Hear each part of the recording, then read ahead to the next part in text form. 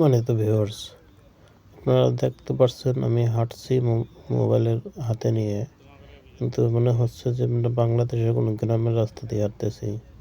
আসলে না, এটা ফিজিতে একটা পাহাড়ি রাস্তার উপর দিয়ে উঠতেছি আমরা। দেখেন চারিদিকে সবুজ গাছপালা, সেম বাংলাদেশের মতোই মনে হয়।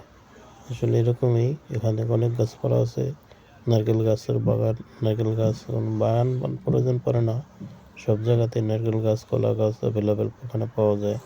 তারপরে আম গাছ, বড় বড় আম গাছ আছে এখানে।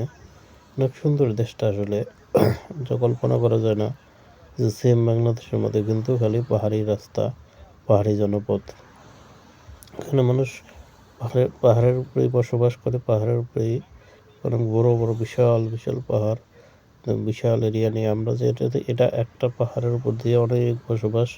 আবার এর পাশে মাঝখানে নিচু এলাকা, আবার আর একটা পাহাড়ের উপর বড় বড় বড় পাহাড়ের উপরে বসবাস। এভাবেই এই দেশটার তবে কিছু জায়গা আছে সমতল ভূমি, সেটা অল্প, বেশিরভাগই পাহাড়ি রাস্তা।